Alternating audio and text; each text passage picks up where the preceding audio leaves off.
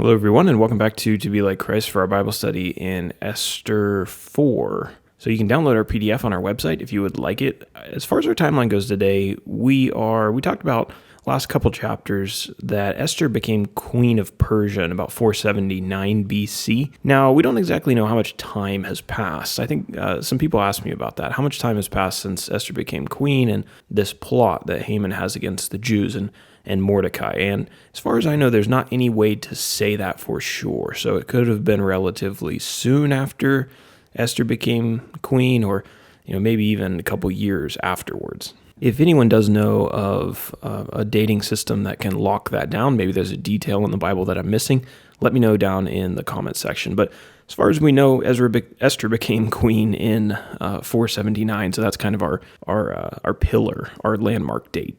As far as our key characters today, we have King Ahasuerus, who's also known as Xerxes.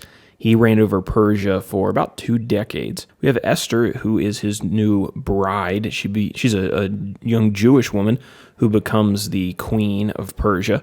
We have Mordecai. Mordecai was a Jew who lived in Susa, and he raised Esther. He's actually Esther's cousin. And you remember, he refused to bow down to Haman in the last chapter, and so now the Jews are being threatened by Haman in this chapter, and we'll follow that story moving forward. And then we have Haman, of course. He's an Agagite. It was elevated to a very high position by King Ahasuerus, and he's a very vengeful man, and he's mad at Mordecai because Mordecai wouldn't bow down to him and pay homage to him in the last chapter. And now we go down to our where section, to our map. We aren't going anywhere today. We are going to stay in the same place that we've been, in Susa, the capital of the Persian Empire. Today's chapter is relatively short again. We have 17 verses, and this is going to be Esther and Mordecai's kind of response to hearing about this decree that Haman made in the last chapter that all the Jews are supposed to be killed. So Esther agrees to advocate for the Jews. That's our heading for today. When Mordecai heard about Haman's plot to kill all of the Jews, he put on sackcloth and ashes and went into the midst of the city, and he cried out with a loud and a bitter cry, according to verse 1. Now, when Esther heard about Mordecai and the way that he was behaving, she sent messengers to him to discover the reason for his distress. Mordecai gave Esther's messenger a copy of Haman's decree, and he pleaded with Esther to go to the king and advocate on her people's behalf. I mean, no one was really in a better position to do that than Esther, so Mordecai asks her to do this. Now, Esther sends a messenger back to Mordecai with a serious concern. It was actually the law in Persia that no one was allowed to enter into the presence of the king if they didn't receive an invitation first. Anyone who went into the king's inner court without an invitation would be killed. That even included the queen, unless the king extended the royal scepter to them.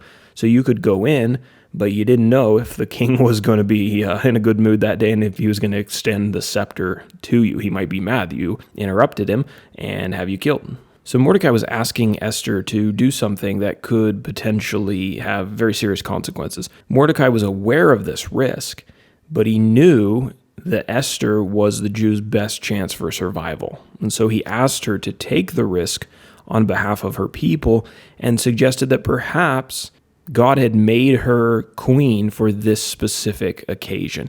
And in verse 14, we find probably the most famous section, the most famous quote out of the book of Esther. Mordecai says to Esther, "Who knows whether you have not come to the kingdom for such a time as this?" In response, then, Esther sent a final messenger to Mordecai telling him that she would accept this responsibility, even if it cost her her life.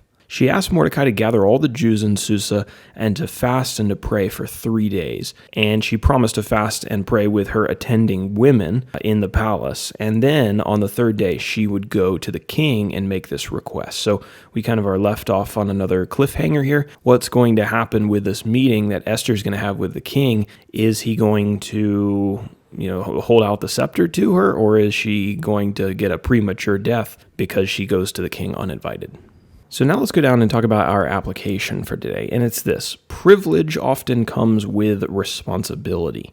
Jesus says something similar in Luke chapter 12, verse 48, the second part of that verse. "Everyone to whom much was given, of him much will be required, and from him to whom they entrusted much, they will demand the more."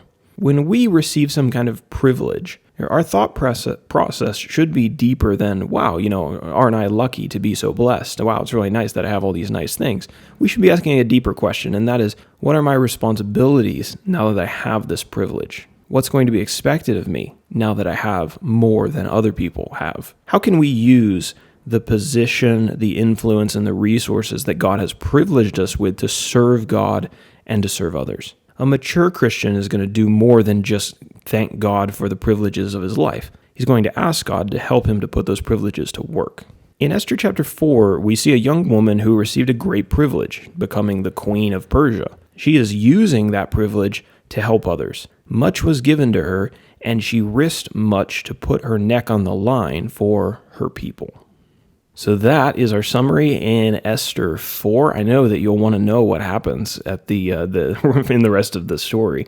So if you haven't already, subscribe and remember to be back tomorrow as we talk about Esther 5.